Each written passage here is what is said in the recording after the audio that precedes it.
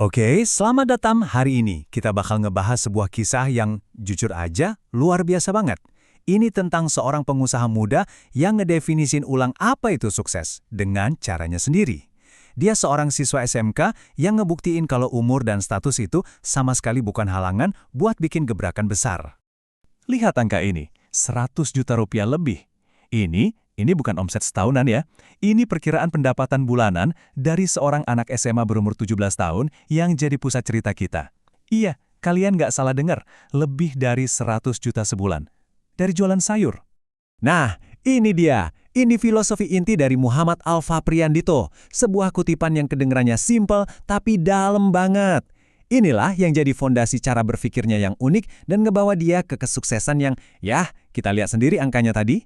Oke, yuk kita bedah lebih dalam lagi. Yuk kita kenalan dulu secara resmi sama tokoh utama kita. Namanya Alfa, umurnya 17 tahun dan dia seorang siswa SMK di Yogyakarta. Tapi dia bukan siswa biasa. Dia ini bisa dibilang seorang CEO remaja di industri pertanian. Nah, yang bikin cerita ini menarik banget tuh kontradiksinya. Coba deh lihat. Di satu sisi dia anak RPL, rekayasa perangkat lunak. Sehari-hari harusnya dekat sama coding, sama komputer. Tapi di sisi lain, dia ini juragan sayur. Kombinasi yang kayaknya nggak nyambung inilah yang bikin kisahnya jadi super unik. Jadi, pertanyaannya, gimana semua ini bisa dimulai? Ini tuh bukan cerita tentang rencana bisnis yang rumit atau proposal yang tebal. Semuanya berawal dari pengamatan yang sederhana banget di lingkungannya, tepat setelah pandemi COVID melanda. Ternyata jiwa wirausaha Alfa ini bukan ujuk-ujuk muncul loh. Dari kelas 4 SD aja dia udah jualan. Jadi pas krisis datang setelah COVID, insting bisnisnya itu langsung klik. Dia ngeliat ada dua masalah di depan mata yang ternyata saling berhubungan. Dan disinilah kejeniusan sederhananya muncul. Dia ngeliat ada celah besar di pasar. Di satu pihak, ada petani yang hasil panennya numpuk, seger-seger, tapi bingung mau jual kemana. Di pihak lain, ada pedagang kayak ayahnya yang justru kelimpungan nyari pasokan. Alfa ngelihat ada jembatan yang hilang di antara keduanya, dan dia memutuskan untuk jadi jembatan itu. Tapi, rintangan terbesar yang dihadapi Alfa itu ternyata bukan soal logistik atau modal. Bukan. Rintangan terbesarnya justru datang dari sesuatu yang sifatnya sosial dan psikologis. Sesuatu yang, ya kita semua tahu, udah mendarah daging di budaya kita. Nah, ini dia. Ini kata-kata ejekan yang sering banget dia dengar dari teman-temannya. Coba bayangin deh, kamu masih remaja, naik motor dengan keranjang penuh sayuran di belakang, terus papasan sama teman-teman seumuran. Itu ujian mental yang nggak gampang.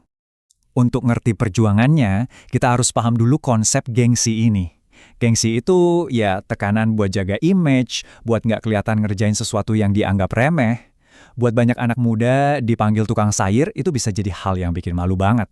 Tapi Alfa dengan arahan dari ayahnya berhasil membalikkan logika ini. Dia ngubah rasa malu jadi kekuatan. Dia mikir ngapain malu kerja jujur. Yang harusnya malu itu kan mereka yang gaya-gayaan tapi pakai duit orang tua. Sebuah tamparan keras buat konsep gengsi itu sendiri. Oke, sekarang kita beralih ke bagian teknisnya. Kita intip dapurnya. Gimana sih cara kerja bisnisnya? Kok bisa seorang siswa SMA membangun jaringan distribusi yang begitu impresif dari nol? Prosesnya, meskipun skalanya besar, sebenarnya sangat simpel dan efisien. Dia datengin langsung petaninya, beli di sana.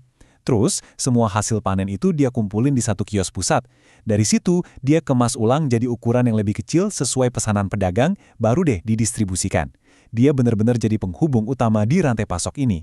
Slide ini nunjukin skala bisnisnya yang gokil. Dimulai dari modal cuma 2 juta rupiah dari ayahnya. Bisnisnya bisa meroket sampai pernah dapat 8 juta rupiah dalam kali satu hari. Dan yang lebih keren, dia nggak kerja sendirian. Dia bahkan ngebuka lapangan kerja buat teman-teman sekolahnya. Nah, ini dia dampak yang paling luar biasa.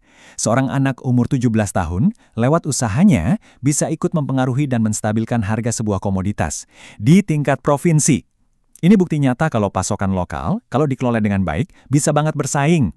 Dengan semua pencapaian dan uang yang dia hasilkan, terus apa sih arti sukses buat seorang Alfa? Nah, jawabannya mungkin bakal bikin kalian kaget. Jauh lebih dewasa dari usianya. Coba, kita berhenti sejenak dan renungkan. Apa sih definisi sukses buat kita? Punya mobil mewah? Baju mahal? Punya jabatan tinggi? Nah, buat Alfa, jawabannya ternyata beda banget. Dan ini dia jawabannya. Buat Alfa, sukses itu adalah tentang menciptakan peluang. Ini bukan soal jadi bos yang nyuruh-nyuruh, tapi tentang menjadi pencipta lapangan kerja. ini pola pikir seorang pembangun, bukan sekedar pekerja.